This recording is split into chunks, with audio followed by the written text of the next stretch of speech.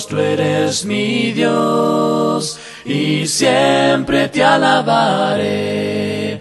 Yo te busco en la mañana, aprenderé a andar en tus modos, y te sigo en tus pasos, te seguiré con todo mi ser. Oh Dios, tú eres mi Dios, y siempre te alabaré. Oh Dios, tú eres mi Dios. Dios les bendiga a todos, hermanos. Pues reciban un saludo de la Iglesia de Cristo en la colonia Jardines, en Piedras Negras. Ahí tienen su casa y espero y un día podamos realizar algún seminario y invitarlos a todos ustedes. En lo personal, hermanos, me gusta mucho conocer nuevos hermanos, platicar, compartir experiencias. Yo creo que todos tenemos algo que aprender de todos y algo que compartir. Y es bonito, hermanos, es grato la comunión unos con otros porque compartimos un mismo sentimiento. Lo que el hermano estaba platicando ahorita, creo que me llegó, hermano, y creo que a todos, ¿verdad? Porque son experiencias que hemos pasado todos. Pues bien, hermanos, el tema que se me asignó es tiempos de persecución. El objetivo con este tema, hermanos, es estimularlo, hermanos, a seguir predicando el Evangelio. Ese es el propósito principal y espero apuntar a ese propósito, hermanos. Tiempos de persecución. Vamos a empezar, hermanos, nuestro estudio en Mateo capítulo 5, versículo 10 al 12. Vamos todos para allá. Mateo capítulo 5, versículo 10 al 12. Tiempos de persecución. Es el tema que vamos a estar desarrollando en esta tarde. Dice la palabra de Dios lo siguiente: bienaventurados los que padecen persecución por causa de la justicia, porque de ellos es el reino de los cielos. Bienaventurados sois cuando por mi causa os vituperen y os persigan y digan toda clase de mal contra vosotros, mintiendo. Gozaos y alegraos, porque vuestro galardón es grande en los cielos, porque así persiguieron a los profetas que fueron antes de vosotros. Cuando uno estudia, hermanos, el Sermón del Monte, encontramos la esencia del cristiano. Es decir, el Sermón del Monte contiene todo lo que necesitamos para poder vivir una vida espiritual, para poder tener una vida en Cristo. Y se mencionan enseñanzas tan bonitas, hermanos, tan hermosas, tan dulces, tan asombrosas, como las bienaventuranzas, la sal de la tierra, la luz del mundo, el amor a los enemigos, la oración, tesoros en el cielo y muchas otras más. Una de las cosas interesantes, hermanos, en ese sermón es que nuestro Señor Jesucristo habló de persecución, habla de persecución, y surgen dos preguntas. ¿Por qué sus seguidores, hermanos, iban a ser perseguidos? ¿Por qué sus seguidores iban a ser vituperados? En esos mismos pasajes el Señor da dos razones, hermanos, por qué sus seguidores iban a sufrir y por qué iban a ser perseguidos y vituperados. El hermano ahorita nos mencionaba que se sufre en el Evangelio, se sufre en el ministerio, y eso es verdad. Pero ¿por qué se sufre en el ministerio? Bueno, el Señor Jesús dice en Mateo 5:10, bienaventurados los que padecen persecución por causa, dice ahí, de la justicia. Y en el versículo 11 dice, bienaventurados sois cuando por mi causa os vituperen. De modo que tenemos dos cosas. Se sufre, hermanos, por causa de la justicia, y se sufre por la causa de Cristo. En Mateo 10:22, hermanos, en Mateo 10:22 el Señor dice, y seréis aborrecidos todos por causa de mi nombre, mas el que persevere hasta el fin, ese será salvo. Y nuevamente encontramos una razón, hermanos, de persecución. Encontramos una razón de vituperio por causa de mi nombre. En ese momento, nadie sabía de qué era lo que estaba hablando el Señor. No tenían persecución. Todo estaba en paz, todo era normal. Pero 3 años más adelante, hermanos, se cumpliría esa palabra y entonces ellos experimentarían ese tipo de persecuciones. Todo eso, hermanos, está registrado en el libro de los Hechos. Vamos a mencionar algunos ejemplos, hermanos. Yo sé que ya los conocemos, pero hay hermanos que tenemos jóvenes. Vamos a compartir estos textos. Por ejemplo, en Hechos 4:21, hermanos. Vámonos a Hechos 4:21. Y ahí encontramos a dos de los apóstoles, Hechos capítulo 4, versículo 21, a Pedro y Juan, que fueron, ¿qué, hermanos?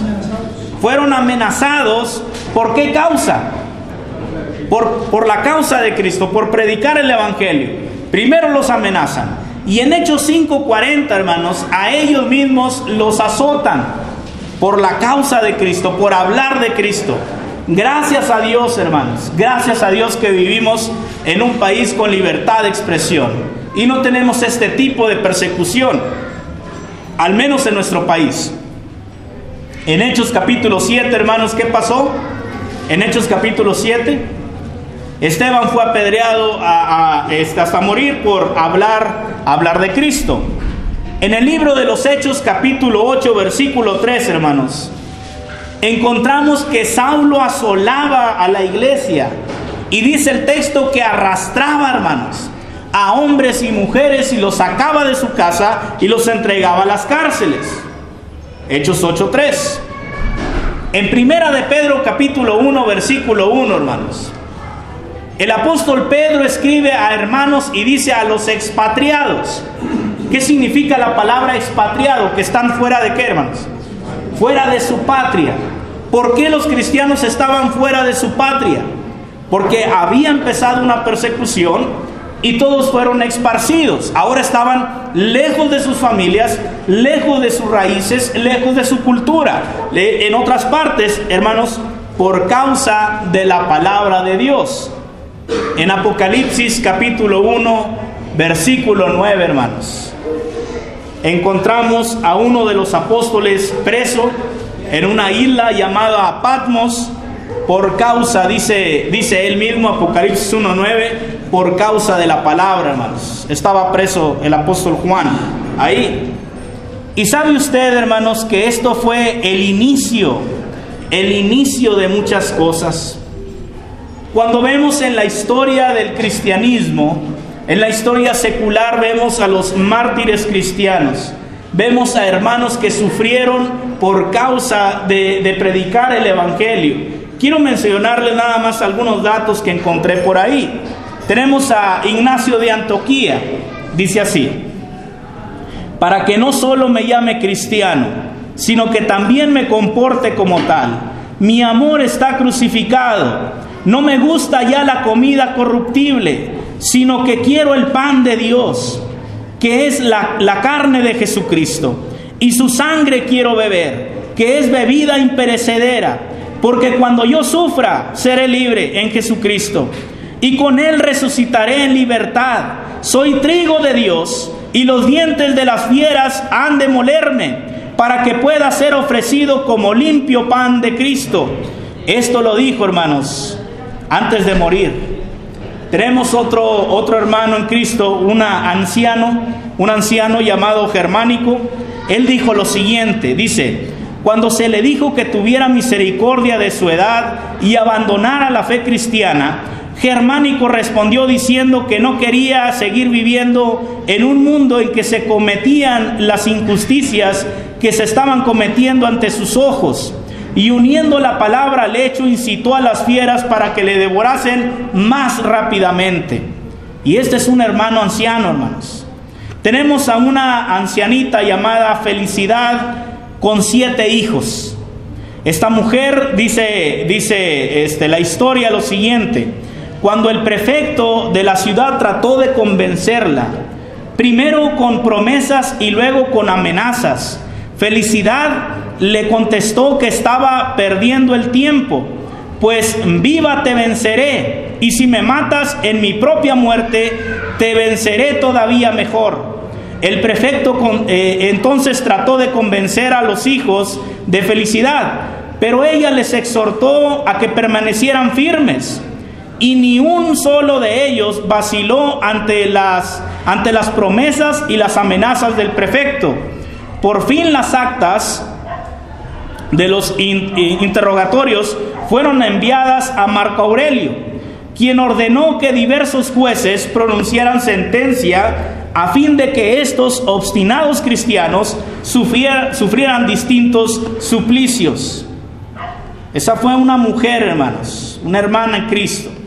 Tenemos a otro llamado Policarpo, y dice la historia lo siguiente: cuando le llevaron ante el procónsul, este trató de persuadirle, diciéndole que pensara en su avanzada edad y que adorara al emperador. Cuando Policarpo se negó a hacerlo, el juez le pidió que gritara abajo los ateos. Al sugerirle esto, el juez se refería naturalmente a los cristianos que eran tenidos por ateos. Quiero hacer un paréntesis. Los cristianos eran tenidos por ateos por no adorar al César como Dios, como un ídolo. Y decían, ellos están en contra del emperador, por lo tanto son ateos. Ahora fíjese. Pero Policarpo, señalando hacia la muchedumbre de paganos, dijo, sí, abajo los ateos. Y de nuevo el juez insistió diciéndole que si juraba por el emperador y maldecía a Cristo, quedaría libre.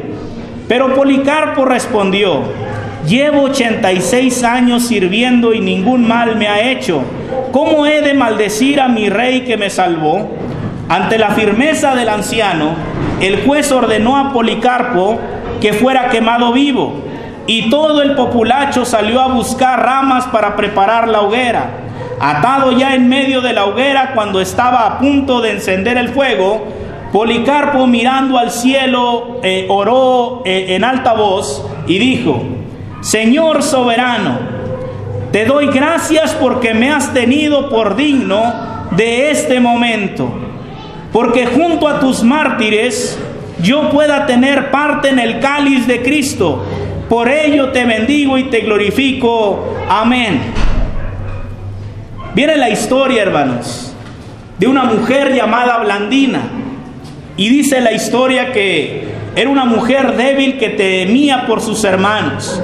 Cuando le llegó el momento de ser torturada, mostró tal resistencia que los verdugos tenían que turnarse. Cuando varios de los mártires fueron llevados al circo, Blandina fue colgada en un madero en medio de ellos, y desde ahí les alentaba.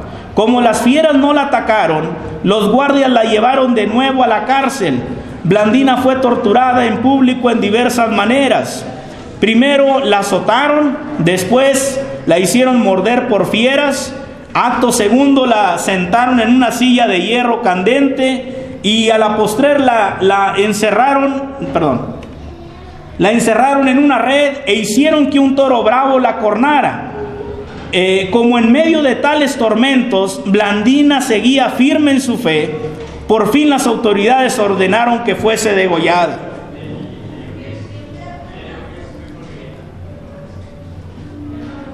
Hermanos, yo quiero hacer una pregunta. ¿Qué fue lo que a estos cristianos los motivó a seguir predicando la palabra de Dios? ¿Por qué no desistieron ante tales amenazas?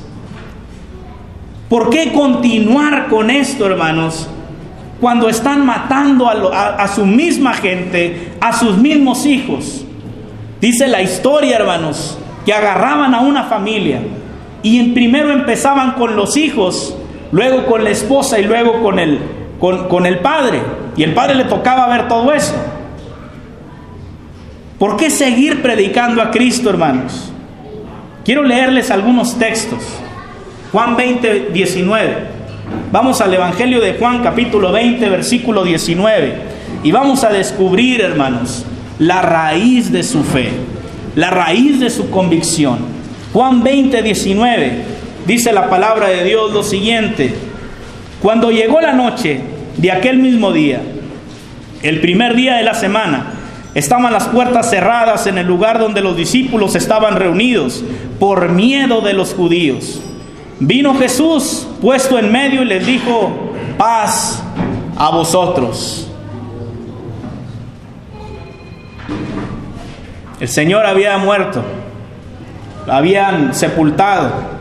Y de repente se aparece, hermanos, y les dice: paz a vosotros. Y subraye por favor en su Biblia la palabra por miedo de los judíos, porque es importante, es interesante esa palabra.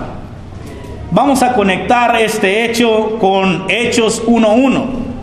Hechos 1:1 al 3. Y dice así: Libro de los Hechos, capítulo 1, versículo del 1 al 3. Dice así: en el primer tratado, oh Teófilo, te hablé acerca de todas las cosas que Jesús comenzó a hacer y a enseñar, hasta el día en que fue recibido arriba, después de haber dado mandamientos por el Espíritu Santo a los apóstoles que habían escogido, a quienes también después de haber padecido, observe, se presentó vivo con muchas pruebas indubitables, apareciéndoseles durante 40 días y hablándoles acerca del reino de Dios. 40 días, hermanos, pruebas indubitables, y hablándoles acerca todavía del reino de Dios. ¿Sabe usted cómo empezó el ministerio de Cristo? Arrepentíos porque el reino de los cielos se ha acercado. Mateo 4:17. ¿Sabe usted cómo continuó el ministerio de Cristo después de que el Señor resucitó? Siguió hablando del reino de los cielos. Ahora fíjese, vámonos ahora a 1 Corintios 15 del 3 al 8. 1 Corintios 15 del 3 al 8. Dice así: porque primeramente os he enseñado lo que asimismo recibí, que Cristo murió por nuestros pecados conforme a las Escrituras, y que fue sepultado y que resucitó al tercer día conforme a las Escrituras, y que apareció a Cefas y después a los 12, y después apareció a más de 500 hermanos a la vez, hermanos. O sea, no nada más a los apóstoles, a más de 500 hermanos a la vez, de los cuales muchos viven aún y otros ya duermen. Después apareció a Jacobo y después a los apóstoles, y al último de todos, como a un abortivo, dice Pablo, me apareció a mí. No fue solamente una aparición la resurrección. No es nada más una vez que se apareció el Señor. Fueron muchas veces a muchas personas. Ahora bien, vamos a seguir la conexión de textos y vámonos a 1 de Juan 1:1. 1 de Juan 1:1.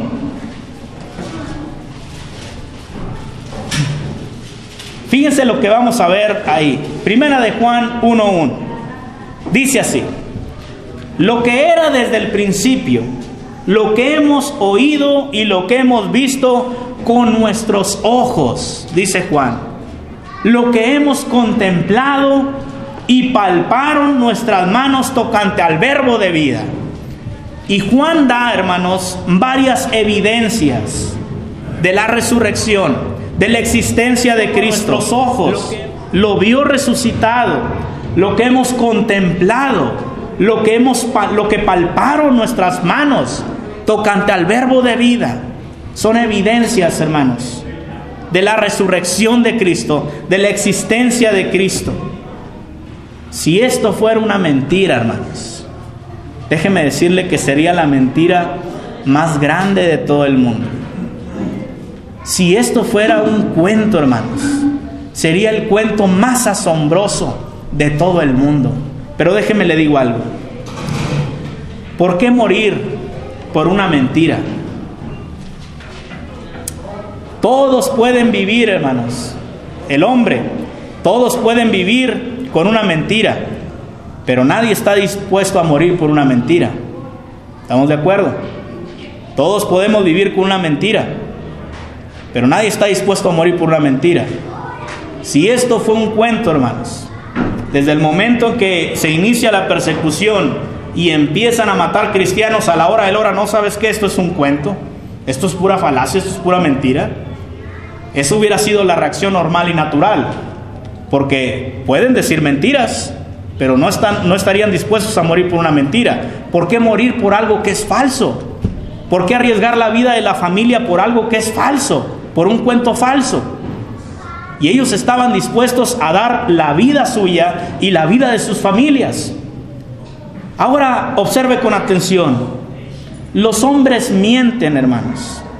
Los hombres mienten para salirse de los problemas, no para meterse en problemas. La mentira se usa para salirse de los problemas. ¿Quién fue? Yo no fui, aunque yo haya sido. Yo recurro a la mentira para salirme de un problema, pero no recurro a una mentira para meterme a un problema. Es ilógico, es irracional. Si la resurrección fue una mentira, hermanos, ¿por qué recurrir a una mentira para meterme a un problema? Se recurre a la mentira para salirme del problema, no al revés. Eso me dice qué cosa, hermanos. ¿Qué es lo que encuentro en esto? ¿Por qué estaban dispuestos ellos a dar su vida, hermanos? ¿Por qué estaban dispuestos a morir por una causa? ¿Qué fue lo que los motivó y qué fue lo que ellos miraron? Miraron, hermanos, un sepulcro vacío. Miraron al Señor, hermanos, resucitado de entre los muertos. Y cuando ellos miraron al Señor literalmente, hermanos, resucitar de entre los muertos, todo cambió. Todo cambia. Es una revolución en la fe cristiana. Porque los discípulos tenían miedo. En Juan 16:10 dicen que estaban escondidos y tenían miedo. Y dicen que estaban llorando y tristes por la muerte de Cristo, antes de verlo resucitado. Esa era la convicción de los discípulos. Una fe de mantequilla, una fe que se estaba desmoronando. Pedro ya se había ido a pescar con los apóstoles. Por eso el Señor le dice: ¿me amas? Pastorea mis ovejas. ¿Qué estás haciendo? Unos ya iban caminando a Emaús a renunciar a la fe cristiana. Pero sabe que en Hechos 4:20, vamos para Hechos 4:20, cuando amenazaron a Pedro y a Juan y luego los azotan, en Hechos 4:20 ellos dicen una frase, hermanos. Ellos dicen una palabra que va a resonar como un eco en toda la historia del cristianismo, hermanos. Y esa palabra es: porque no podemos dejar de decir lo que hemos visto y oído. No podemos. No se puede callar algo que he visto y algo que he oído. Si tú no lo quieres creer, no lo creas. Pero hay algo que no puedes hacer, no puedes dejar. No puedes callarnos, no puedes censurarnos por algo que es cierto. Vemos una convicción, hermanos, en ellos a prueba de balas. Es una convicción a prueba de fuego. Vemos un carácter transformado. Vemos dispuestos a dar su vida por el Señor cuando antes tenían miedo, hermanos. Dice la Biblia en Hechos 5:41 que cuando Pedro y Juan fueron azotados, salieron gozosos, salieron contentos, hermanos, de haber padecido por causa del nombre de Cristo. Y contentos, ¿verdad? Todos llenos de moretones, ¿verdad? Y jajaja, y te acuerdas, nombre, el tercero me dolió más, ¿verdad? Bendito sea el nombre de Dios, ¿verdad? Y te acuerdas y tú que te estabas carcajeando y el otro más enojado, ¿verdad? Y jajaja, bendito sea el nombre de Dios. ¿Qué dice Filipenses 1:21, hermanos? Porque para mí el vivir, ¿qué? Y el morir. Y dice Pablo: si me dieran a escoger, yo ya no sé qué escoger. Esa es una convicción, hermanos, tan grande, tan fuerte. No solamente, hermanos, esto ha cautivado a mucha gente. ¿Sabe usted qué escribió Napoleón Bonaparte acerca de Cristo? Quiero leerles este dato. Dice así: Napoleón Bonaparte, emperador de Francia, en su libro Antología de Jesucristo, en 1944, en la página 123, él dijo lo siguiente: yo conozco a los hombres, y Jesús no era un simple mortal. Las enseñanzas de Jesucristo proceden de una mente no humana, pues encontramos en ellas una marcada individualidad y una hilación de pensamientos desconocidos por la literatura del ser humano. Jesús no copió nada de pensamientos humanos, pues jamás nadie pensó, enseñó ni actuó como Él. Vino del cielo para revelarnos los misterios de su Padre. Alejandro Magno, los Césares romanos, Carlo Magno y yo fundamos imperios a través de la fuerza. Pero ¿qué usó Jesús para impactar a la humanidad? Hasta este momento, millones de hombres han dado su vida por Él. Y Él decía, ¿cómo le hace este hombre? Este hombre existió, murió y se acabó, y su obra sigue. En su mismo libro Él dice que Él ganó muchas batallas, ganó muchas victorias, pero Él tenía que estar en la guerra. Si no, su ejército no avanzaba. Pero Él también reconocía, Jesús no necesita estar ahí, y están dispuestos a dar su vida. Para que mi ejército esté dispuesto a dar su vida, yo tengo que estar ahí. Hermanos, necesitamos tener una convicción como estos hombres. Necesitamos tener un carácter, hermanos, un coraje, un celo por la doctrina, como ellos la tenían. Necesitamos creer, hermanos, que Jesús resucitó de entre los muertos y que va a venir un día por su iglesia. Amén, hermanos. Amén. Amén. Nuestros problemas, hermanos, no son nada comparados con lo que acabamos de mencionar. Todos tenemos problemas. ¿Cuáles son nuestros problemas actuales, hermanos? Problemas económicos, problemas con los hijos, problemas en la familia, en el matrimonio, en los laborales, problemas en la iglesia. Experimentamos desánimo, estrés, ansiedad, depresión, tristezas, no sé. Pero cualquiera que sea de las cosas que estemos atravesando, mis hermanos, en este momento, déjeme decirle que no es nada comparado, hermanos, porque estos mismos problemas ellos las tuvieron. Los apóstoles tenían familia, tenían hijos, hermanos. Y cuando ellos desarrollan esa convicción y esa fuerza, hermanos, todo se minimiza. Todo se minimiza. Algunos de nosotros tuvimos que conseguir dinero prestado para estar aquí. Otros nos gastamos lo que teníamos en la gasolina y a ver cómo le vamos a hacer el lunes. Pero déjeme decirle, ¿le atiné o no le atiné? Pero déjeme decirle, mi hermano, que esto vale la pena, hermano, porque estamos sembrando. Estamos sembrando. No sé por qué se rieron todos, pero creo que le atiné, hermanos. Hermanos, cualquier cosa que estemos atravesando, hermanos, déjeme decirle, nunca deje de predicar el evangelio, hermanos. Nunca deje de predicar el evangelio. Ya sea que esté enojado, hermanos, como Jonás, ya sea que esté triste, como Elías, ya sea que esté desanimado, hermanos. Nada más haga algo. Nunca deje de predicar el evangelio, hermanos, porque son emociones, son sentimientos. Y las emociones y sentimientos son pasajeras, hermanos. Pero lo que usted siembre en esa vez, en esa ocasión, eso va a ser eterno. Hermanos, Dios permite que a través de desánimo y tribulaciones, hermanos, enfrentemos este tipo de cosas.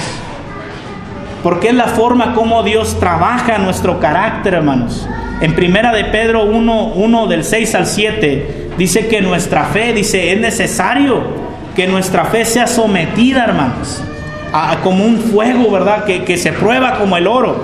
Y dice una frase importante ahí, dice, es necesario ser afligidos. Primera de Pedro 1 del 6 al 7. Y el 7 dice, hermanos, el propósito, por qué es necesario. Vamos a ver el versículo 7. El 7 dice, para que la fe sea hallada en alabanza, en gloria y en honra, cuando sea manifestado Jesucristo, hermanos. Por eso sufrimos. Porque nuestra fe se tiene que aflorar, hermanos. Tiene que hallarse en gloria, honra y alabanza. Aunque no, decía el hermano, aunque nada más esté la familia y nosotros. Pero cuando venga Cristo, hermanos, así va a aflorar nuestra fe. En Primera de Corintios capítulo 1, del 3 al 4, hermanos. Vamos para allá. Vamos terminando ya. Primera de los Corintios capítulo 1, del 3 al 4. Dice la palabra de Dios que hay bendiciones, Primera de los Corintios 1, del 3 al 4, que solamente se consiguen, hermanos, a través del sufrimiento. Dice ahí que obtenemos el consuelo de Dios. Dios nos consuela en todas nuestras angustias y tribulaciones. Pero observe con atención. Si yo quiero obtener el consuelo de Dios, no lo puedo obtener si estoy en prosperidad y estoy en abundancia. Eso lo obtengo cuando estoy en medio de tribulación. Y es una bendición que yo obtengo, hermanos. El consuelo de Dios es una bendición. Entonces hay bendiciones que solamente a través de tristezas, sufrimiento y dolor las podemos conocer. Y ese es el consuelo de Dios. ¿Cómo puedo yo experimentar el consuelo de Dios si nunca he pasado por tribulación? Y luego el texto dice, el versículo 4, para que podamos nosotros consolar también a los que padecen por alguna tribulación, hermanos.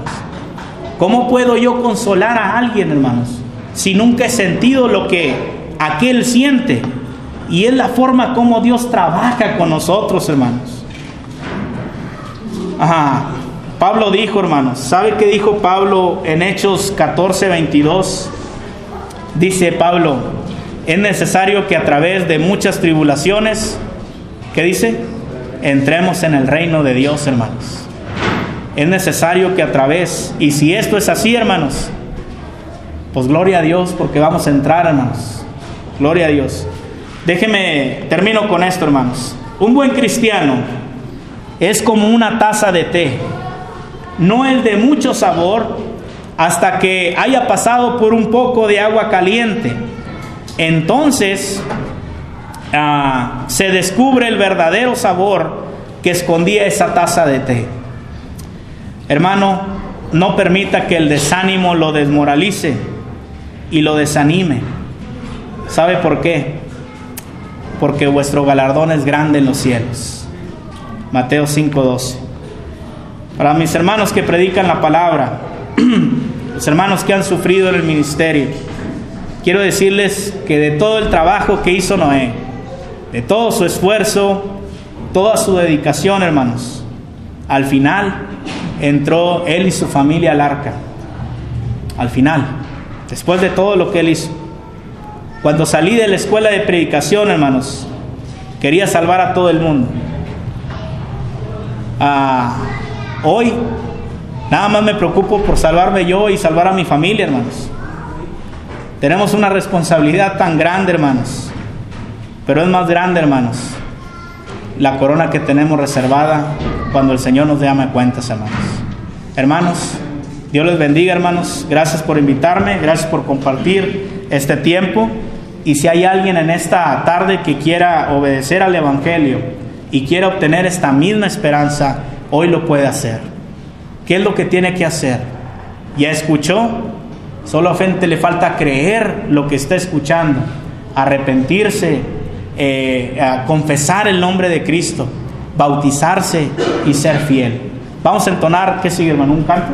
Vamos a entonar un canto de invitación, hermanos. Dios me los bendiga a todos, hermanos. Es mi Dios y siempre te alabaré. Oh Dios, tú eres mi Dios y siempre te alabaré. Yo te busco en la mañana, aprenderé a andar en tus modos y te sigo en tus pasos, te seguiré con todo mi ser. Oh Dios, tú eres mi Dios y siempre te alabaré. Oh Dios, tú eres mi Dios y siempre te alabaré.